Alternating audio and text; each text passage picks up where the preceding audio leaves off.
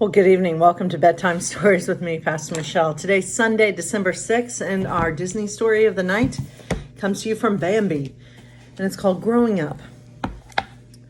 One day, Bambi and Thumper were playing in the meadow when they heard a rumbling noise coming toward them. "Look, Bambi!" exclaimed Thumper. It was a thundering herd of stags. "I wish I could be a stag," Bambi exclaimed. "Well, you know what my father always says." "I know," Bambi said. "Eating greens is a special treat. It makes long ears and great big feet." "No, not that. He says if you want to hop well, but your hop is all wrong, then you have to practice all day long." "I have to hop all day long?" "No, if you want to become a stag, you have to practice," Thumper said. Bambi glanced back at two big deer. They suddenly ran toward each other, locking horns to test their strength. "Lower your head," Thumper told Bambi. Bambi lowered his head. "Now what?" he asked.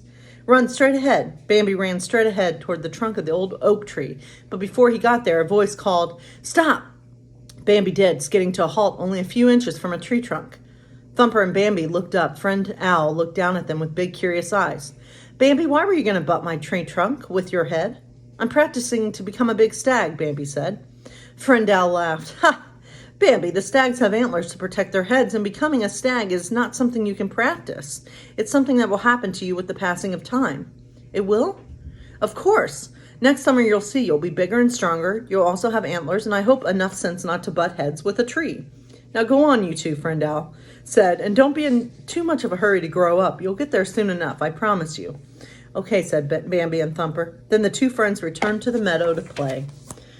Man, that's some truth too, you know? Don't be in such a hurry to grow up, because once you do grow up, you can't turn back time, and that's it. So, I wish, I feel like when I was younger, I did want to grow up faster than I needed to be. But anyway, so yesterday we got cut off. I didn't get to finish the Mahala Jackson, but just know that, she grew up in a segregated time, but she was still able to, become famous. She can't remember exactly where it cut me off, but I think segregation was still really big when she was around. She used to keep food in her car and eat in her car because she didn't want to sit in the colored sections at restaurants. She participated in the Montgomery bus boycott, and she even performed at the March on Washington for Jobs and Freedom. And she was behind Martin Luther King Jr. when he gave his speech, and she encouraged him along the way. So she was someone that made a difference. She's, this picture says that she was the queen of gospel. So today we're going to learn about an activist and writer named Rosa Parks, which many of us are familiar with who she is. Rosa Parks is very famous for taking a stand by sitting down. So she grew up in Montgomery. Rosa detested the rules of segregation, having to drink from different water fountains or being barred from whites-only restaurants. In the South, rules for riding the bus were particularly harsh. A black person had to enter through the front door, pay the fare, exit the bus, then re-enter through a rear bus door. Each bus had 3 sections, a whites-only section, a black section in the back, and an overflow section in the middle. If the middle was empty, a black person could sit there. But if one white person wanted to sit in the middle, every black person would have to get up and stand in the back of the bus. In December 1955, after a long shift at work, Rosa waited for a bus with empty seats and finally got one with a seat in the overflow section. But before long, the white section became full, and Rosa and others were asked to move. Enough was enough. She refused to relinquish her seat. The bus driver filed charges. Rosa was arrested and jailed. She used her one cell phone to contact her friends at the NAACP. Rosa was not the first person to fight these laws, and it wasn't even her first time. She had been arrested previously for defying bus rules. But her protest ignited a reaction that caught the attention of the whole county.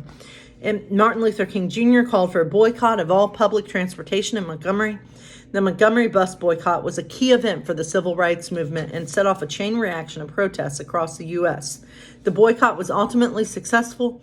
In 1956, the bus system was integrated, but there was still a long way to go in the fight for civil rights. So Rosa continued to work with the NAACP and the Black Power movement throughout her life. Good for Rosa. Good for Rosa. And so I pray that all of us continue to find ways to take stands against anything that is unjust, anything that makes anyone lesser.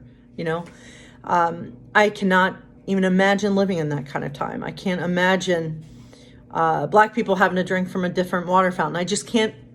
It boggles my mind. I know we have come a long way, but we still do have a long way to go. So let's continue to work together to fight to create a dream, the dream that Martin Luther King Jr., a dream where all are equal, truly, truly equal, and not just on paper. And because we do still have a long way to go in this world, in this country. So God bless you all. Have a good day. Good night.